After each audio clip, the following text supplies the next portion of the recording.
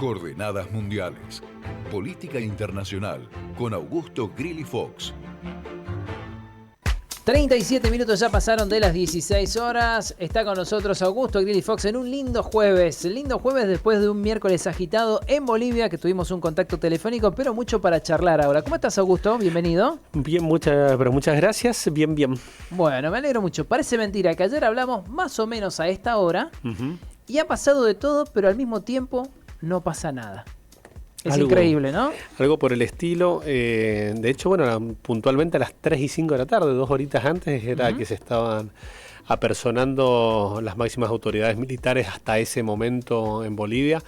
De una forma muy particular, porque de hecho, es más, estaba justo hace un ratito leyendo el diálogo que había tenido Luis Arce con Zúñiga, quien hasta ayer fue el general de las Fuerzas Armadas, en este encontronazo que se da después del intento de ingreso de una tanqueta, como le dicen allá, un tanque de guerra, y que se da este ingreso, y me había quedado bastante intrigado en cuáles habían sido las palabras textuales, porque al día de hoy cuesta mucho, ¿no? Yo creo que está buenísimo no acostumbrarnos a cuál puede ser el planteo ante una ruptura de un orden constitucional, de un gobierno democrático, por una intervención militar, ¿no? Bien, si hoy tuviéramos que calificar con un nombre a lo que ayer sucedió en Bolivia, fue tal vez un levantamiento militar. Se podría entender como un levantamiento militar porque no terminó, de hecho no tuvo el asidero. De hecho, yo creo que acá hubo dos momentos muy interesantes. Ayer lo hablaba con un par de colegas. Yo creo que hay que tener muy en cuenta primero que el hecho de apersonarse por parte de Luis Arce y de haber confrontado a Zúñiga, en el sentido de que podría haberse atrincherado Arce o algo por el estilo, no.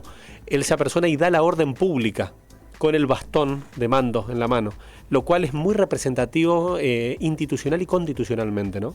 Él está exigiéndole como máxima autoridad de las Fuerzas Armadas, como presidente de la Nación, a la persona que está a cargo que dé la orden de que vuelvan a sus funciones. Y es ahí donde esa toma de decisión deja ya sin dudas de que está ese intento. Y ahí es donde ya no se puede, no se le puede buscar otra vuelta. Cuando uno interpreta un poco el diálogo, la respuesta que le dan a Arce es que no puede hacer eso porque era mucho el desprecio que se había sentido, que se había generado sobre las instituciones, y después en algunos diálogos plantea que lo que se iba a generar era la recuperación de la patria, y que iban a cambiar algunos ministros, fueron las palabras, y que iban a liberar a presos políticos, entre ellas a la expresidenta Janine Áñez. Es ahí donde se genera todo esto, y a varios militares que habían sido apresados también después del golpe de Estado que le hacen a Evo Morales a finales de su gestión. Bien, no voy a decir que en ningún momento estuvo en riesgo la institucionalidad boliviana, porque realmente las Fuerzas Armadas desoyeron al presidente en un momento, pero hoy no hay riesgo institucional.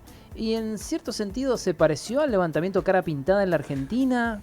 Tuvo un parecido, porque yo le preguntaba a un periodista boliviano ayer y él me decía, no, ojo, que Zúñiga no quiere tomar el poder, no quiere ser el presidente, pero sí le quiere elegir los ministros. Es que es ahí donde, acá hay cuestiones que, por lo menos entiendo yo, que no tienen mucha capacidad de discusión. El presidente no puede ni siquiera recibir sugerencias si el presidente no la solicita por parte de los responsables. Y ahí es donde hay, no se puede mitigar la acción por decir, no, está bien, intervino, pero no quería ser él el presidente. No importa la figura que él pretendía ocupar, sino justamente la sublevación ante la autoridad. Esa es la ruptura que se genera. Y el segundo, creo que el segundo gran acierto de Arce, que te planteaba dos aciertos importantes, creo que es la rapidez, la velocidad para nombrar nuevas autoridades. Creo que eso termina de desbaratar rápidamente por ahí un poco la organización, y justamente en el sentido de que Sánchez, la nueva autoridad, lo que hace es pedirle a las fuerzas que vuelvan a sus cuarteles, y por un lado trata de reconocer a Zúñiga como un buen general desde su punto de vista, le pide que no sea la sangre de militares la que se lleve el costo de esta situación, que lo que hace también en parte, podemos decir que muy cordialmente es una suerte de amenaza.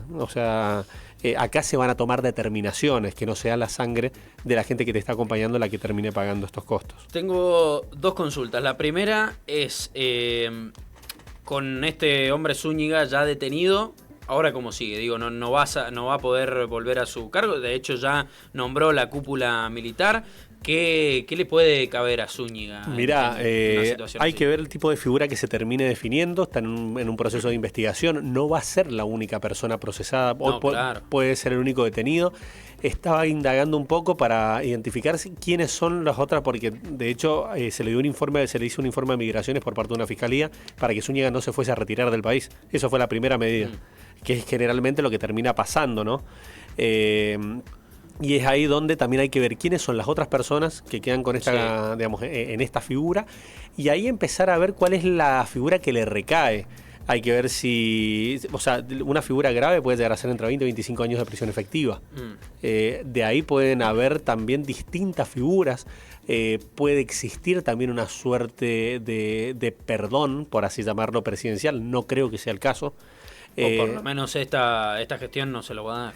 No creo que esta gestión, de hecho, Jeanine Áñez está hoy cumpliendo prisión efectiva, y además también entender cuál es la lógica de que si uno por ahí, no me pongo yo en el lugar, sino que a la hora de analizarlo, si las medidas son blandas o no están a la altura de los riesgos que representaron, ¿qué riesgos puede llegar a representar en el corto y mediano plazo, ¿no? Bueno, si no hay tantos riesgos, pueden llegar a haber otras afrentas. Bueno, eso es lo que se evaluará. Tiene que actuar el Poder Judicial en forma independiente, dentro de lo que es la división de poderes, y también dentro de las facultades presidenciales, un presidente u otro puede tomar la determinación de exonerar de algún tipo de responsabilidad. Yo no lo veo en lo inmediato. Un indulto o algo Exacto. así. Ajá. Y la segunda parte es, nosotros escuchábamos ayer el discurso de Zúñiga, en toda esta locura que sucedió, en 1 hora y media pasó todo el grueso del hecho, y él, exigimos la liberación de Jeanine Áñez, todos los presos políticos. ¿Cuál es la institucionalidad, o cómo está la institucionalidad viviéndose en este momento en Bolivia? Digo, había pasado hace muy poco algo, no sé si similar, no sé si es el término, vos lo explicarás mejor, Augusto, pero uno dice, con un golpe o como quieran llamarlo, en el 2019, con una situación de mucha debilidad institucional en el 2019, hay que espaciar un poco más en el tiempo. Y no, 3-4 años más tarde pasa algo. Sí, lo que pasa, bueno, primero que por ahí, por desgracia, en Latinoamérica y con profundo pesar, por ahí de algunas formas como que desde algunas perspectivas se naturalizan algunas intervenciones militares, ¿no? Lo cual entiendo e interpreto como lo más doloroso que puede llegar a suceder, y de hecho hasta por la propia experiencia de lo más oscuro que hemos vivido a nivel latinoamericano. Eso por un lado. Por el otro, entender que también Bolivia, en la Argentina podemos contar, dependiendo de las interpretaciones, 6-7 golpes de Estado aproximadamente. En Bolivia hasta el 2010, si no me equivoco aproximadamente, dependiendo de la interpretación, se contabilizaban alrededor de 83 golpes de Estado en Bolivia. O sea, es por eso que hay diferencias concretas también. Claro. ¿Por qué la diferencia de interpretaciones? Porque hay que ver si un golpe a un golpe es un golpe de Estado. O sea, eso lo podemos discutir y analizar. O sea, es un golpe de Estado cuando se interviene a alguien que ya lo ha intervenido. De hecho, bueno, eso es un punto aparte. Pero es ahí donde yo entiendo que después de estos procesos de los golpes de Estado quedan las heridas muy abiertas. ¿Y qué representan las heridas abiertas?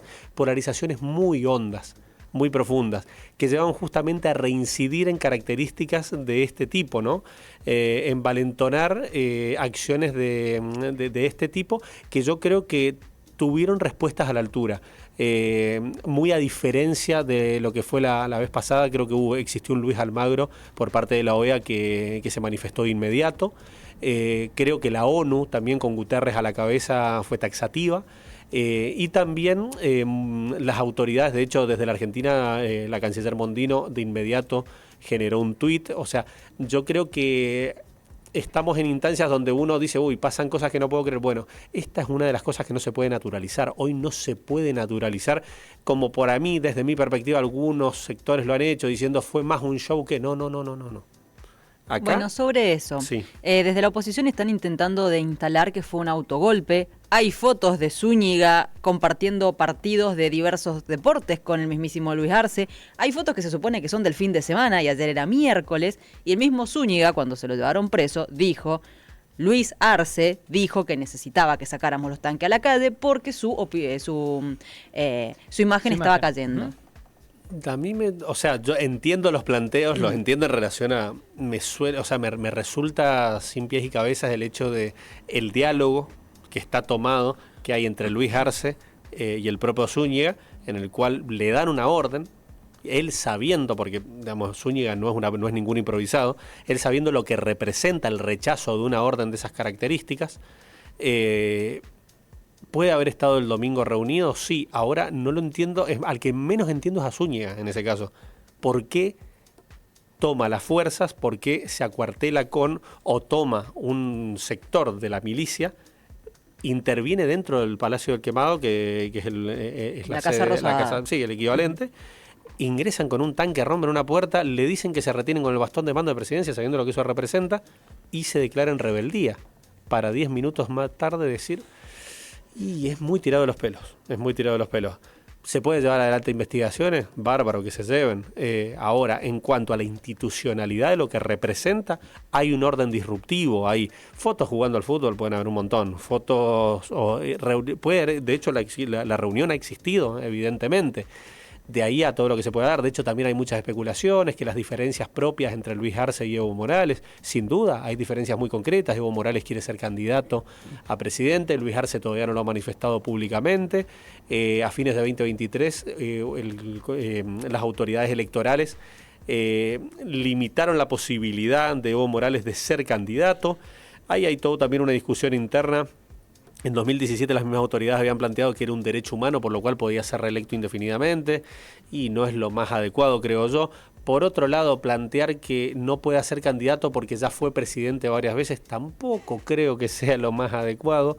Yo creo que indefectiblemente el movimiento al socialismo, el MAS, va a tener una discusión interna muy grande, muy elevada. Estamos hablando de que tanto Arce como Choquehuanca, el vicepresidente, eran dos actores reales del gobierno, dos ministros del gobierno de Evo Morales.